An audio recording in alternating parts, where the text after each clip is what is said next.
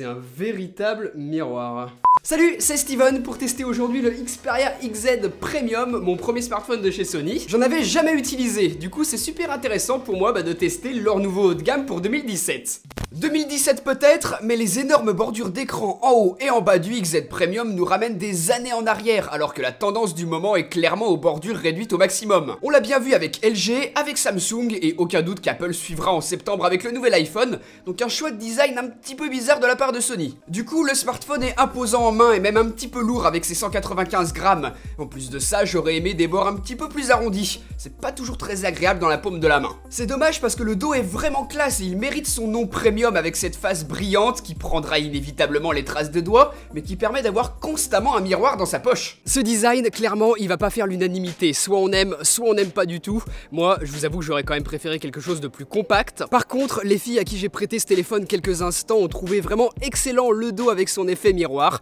Donc voilà, comme je vous dis, vraiment, ça va être une affaire de goût. Originalité chez Sony, le capteur d'empreinte digitale se trouve sur le bouton de verrouillage. Je suis habitué à ceux au dos ou bien en dessous de l'écran, et là, j'ai été agréablement surpris. C'est très intelligent de l'avoir placé ici, il est rapide, fiable et s'utilise aussi bien de la main droite et de la main gauche si l'on enregistre les bons doigts. Un port USB type C sur le dessous, une prise mini jack 3.5 mm en haut et surtout des haut-parleurs stéréo sur la face avant, accompagnés du Bluetooth 5.0 à l'intérieur, c'est un sans faute de la part de Sony. Je suis très content qu'un constructeur soit aussi complet au niveau de l'audio que ce que propose ce Xperia XZ Premium.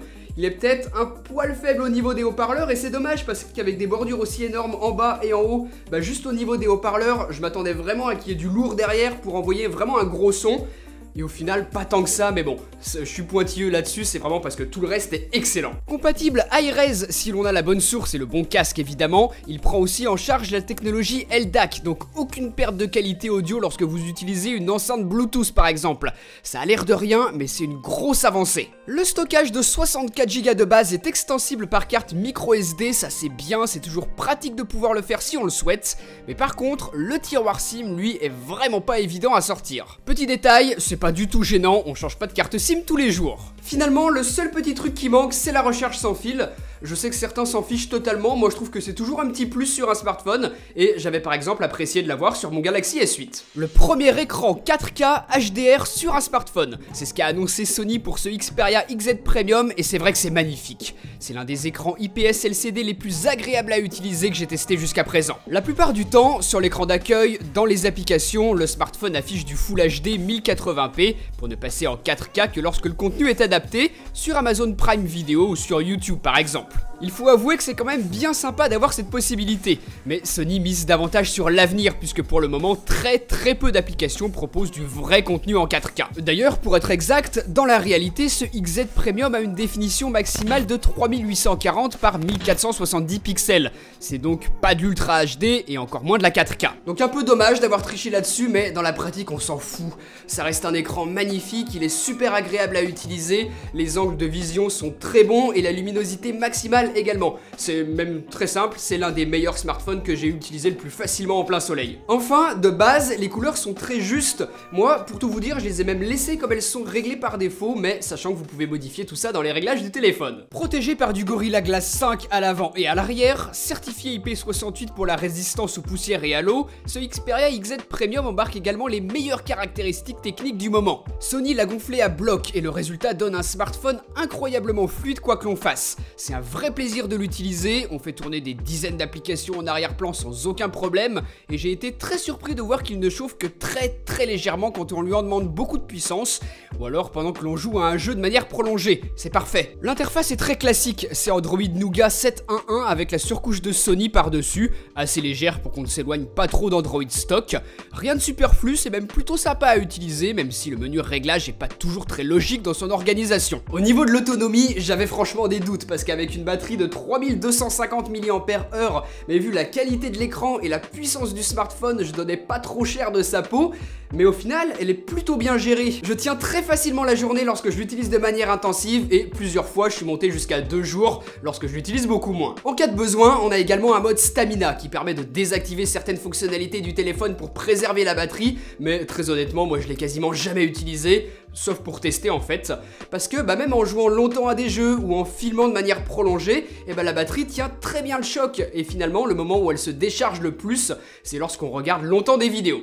Passons à la photo et voilà comment se présente l'application, avec ici un mode pro qui permet de personnaliser soi-même les réglages. On va pouvoir choisir son mode de mise au point, régler la vitesse, l'exposition ou encore ici la balance des blancs, mais pas de traces des ISO, il faudra aller les chercher ici dans les réglages. Je trouve ça vraiment bête de ne pas l'avoir mis à côté des 4 autres paramètres parce que là c'est vraiment pas pratique. Ce qui l'est plus, c'est le bouton dédié à l'appareil photo ici sur la tranche du téléphone que l'on peut garder appuyé pour le lancer rapidement et qui sert aussi à déclencher la prise de vue. Super utile, notamment pour les selfies à une main. Pour revenir aux caractéristiques techniques, ce XZ Premium est équipé d'un capteur de 19 mégapixels qui ouvre à f2 avec stabilisation optique, et j'étais très curieux de voir le résultat puisque c'est principalement Sony qui fournit les capteurs des smartphones haut de gamme du marché. Là, responsable à la fois de l'optique et du traitement électronique de l'image, le travail pour reproduire des photos avec les couleurs les plus fidèles possibles est totalement réussi.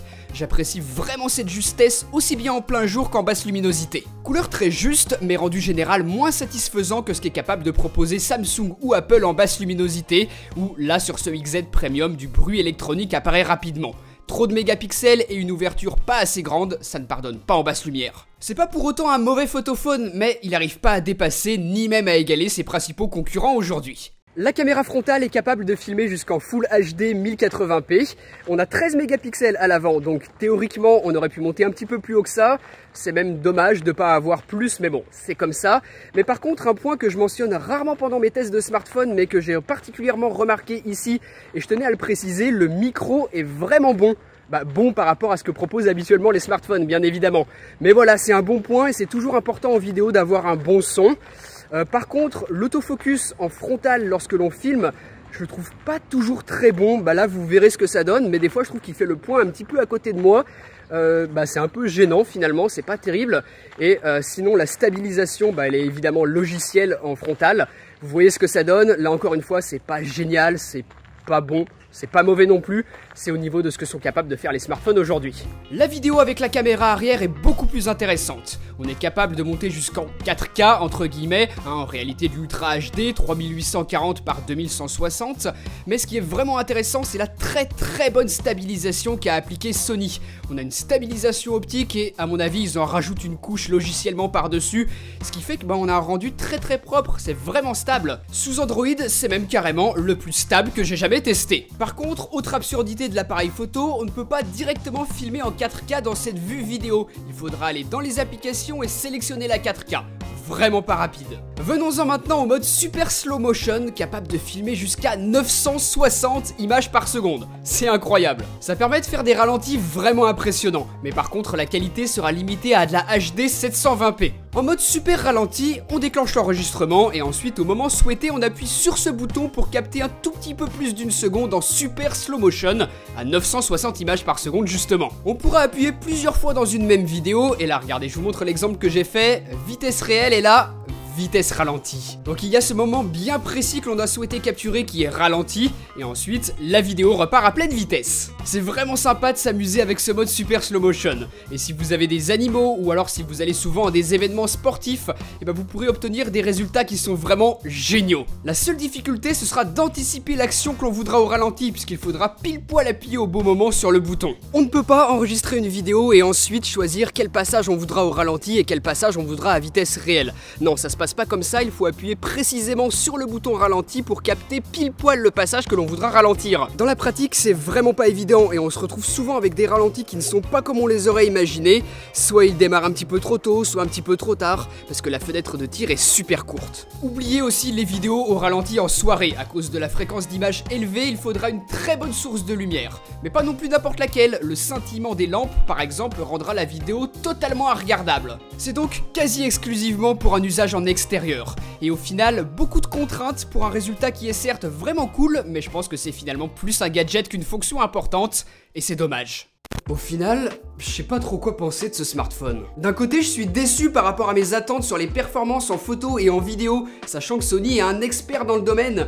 Mais d'un autre côté, en audio, autre grande spécialité de Sony, c'est tout simplement le meilleur que l'on peut trouver sur le marché en ce moment. Les bordures énormes nous ramènent des années en arrière, c'est un choix de design vraiment bizarre pour 2017.